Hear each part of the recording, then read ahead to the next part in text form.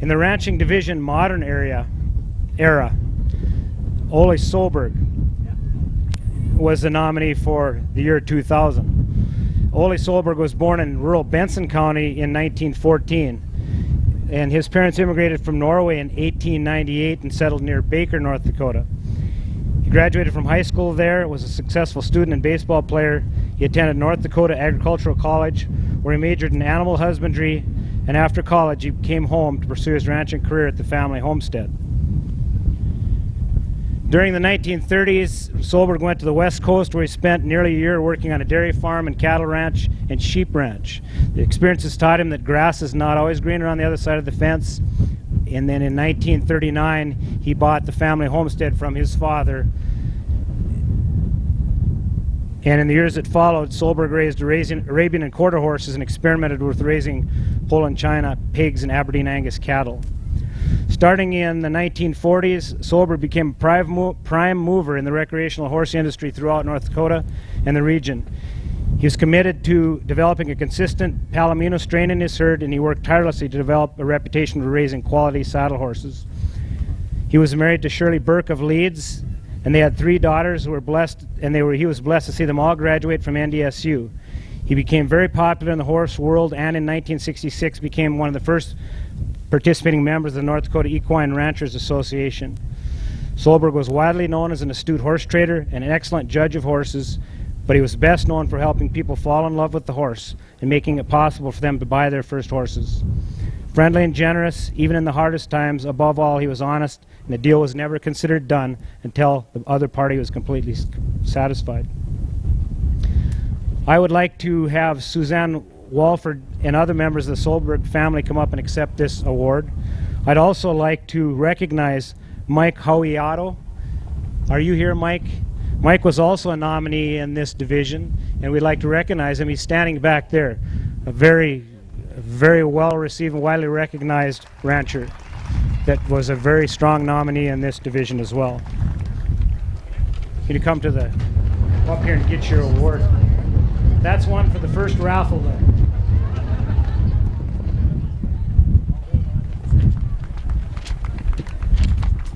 I was trying not to be too windy. This is making it a little difficult. On behalf of my sisters, Roxanne and Judy, and of all of our family and friends, I would like to humbly and gratefully accept this prestigious award in memory of our father, Ole Solberg. It is an incredible honor for him to be included in this group of cowboy heroes. If Dad had been alive to accept this award, he would have had a hard time talking about himself. He would have talked mostly about our mom, Shirley, and her own skills as a horsewoman, and what an influence she was on his life, and about us girls. And he would have talked up his fellow cowboy legends out there, like his good buddy Dwayne Howard or the Tesher brothers. He would have also talked about his good friends around the state, and the United States for that matter, some of whom traveled quite a distance to be here today. No, Dad wouldn't be giving the speech that I'm going to give. In fact, he would be a little embarrassed about my bragging him up. As his daughter, though, I have that luxury. I would like to briefly talk about a few of the traits that made Ole Solberg so special. Everyone, well, almost everyone, knew Dad.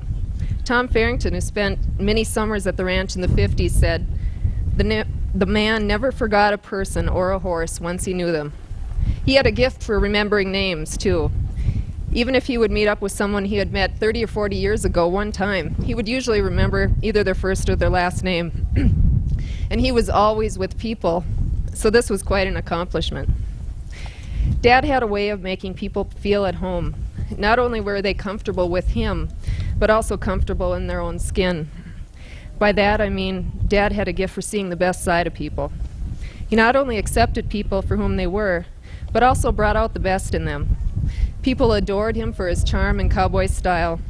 They respected him for his skills as a horseman, but they wanted to be like him because of how he made them feel about themselves. Ole Solberg's life touched so many lives in a way that few people do. He did this through horses. Horses of all kinds. It's fitting that someone who didn't discriminate against people didn't discriminate against horses either. Everybody he dealt with became a friend. Dad loved horses almost as much as he loved people. He could do anything on a horse. Riding, driving, Western pleasure, timed events, top breeds, Mustangs. It didn't matter. He loved it all. When he got on a horse, he knew how to make it look good, too. It seemed effortless to him. Dad loved to see the right person get with the right horse. He also sold countless people their first horse. On Saturdays and Sundays during good weather, it would not be unusual to brew 5 pots of coffee to serve to all the company coming to look at horses. If we hadn't baked, Dad talked up those store-bought cookies so much he had you thinking they were just like Mom's. What I wouldn't give to sit around our kitchen table just one more afternoon and listen to stories, meet new friends, and finally watch trailer lights leave the place around 11 p.m. carrying off someone's new horse. John Eberly, the man who initiated Dad's nomination, said in his nomination letter, "One of the reasons there will be cowboys for future generations is the dedication of a man named Ole Solberg. This dedication, hard work, knowledge, and love of horses, plus his trust in his fellow man, will assure us true cowboys in the future. It is true. Many of the young people Dad influenced went on to be excellent horsemen and women. Some of them are here today. Although we Solberg sisters never had a brother, Ole Solberg didn't lack the joy of having a son. Dad passed on his wealth of knowledge and his cowboy principles to a multitude of boys and young men who had the opportunity to work and stay on the ranch with him. Jim Schmidt, the brother of State Representative Arlo Schmidt, said, "After my father's death in 1948, Ole became a big part of my life. I went to work on the ranch, and it was a dream come true for a young boy. There were horses everywhere. My love for horses began at the Solberg Ranch, and that love has never ended." Jim went on to train horses in Tennessee for some pretty famous people, including Lynn Anderson. Ron Torgerson and Bob Silliman, both well-known North Dakota horsemen and auctioneers, thought of Dad the same way and spent many years going to horse shows and working at the ranch.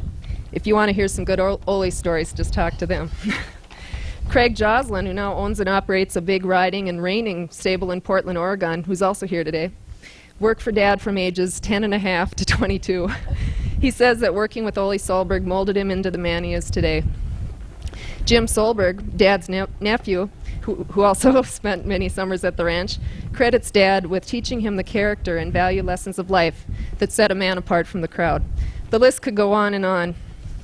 I don't want to candy coat Dad's life. He had his flaws just like all of us. If Dad were in the crowd right now, he would have a big smile on his face daring me to go into those. But I won't go there. We had our share of tough times too. I watched him go through some pretty rough years being a caregiver for our mom after her brain tumor in 1977. She had been his equal on the ranch and partner and soulmate in life. Even though she needed care for over 20 years, he cared for her and their horses without complaint. Neither was neglected for the other. I don't know how he did it. By the way, we kids turned out okay too. It's very difficult at times to go on with life without Ole Solberg. A lot of people know what I'm talking about. I do have a strong sense of peace about Dad's passing, though. This peace comes from knowing where he is now and knowing how he lived. There has probably never been a North Dakota cowboy who has personally touched more people's lives. He will continue to touch lives for generations to come through those of us who hope to have become just a little like Ole. Dad is with the Lord now. When that Norwegian cowboy met St. Peter at the pearly gate, he probably had to untie a Palomino mare from the hitching post before he went in to talk to his God. Upon entering, I'll bet he heard the words, "Well done, my good and faithful servant. Well done." Thank you once again for this great honor for our Dad.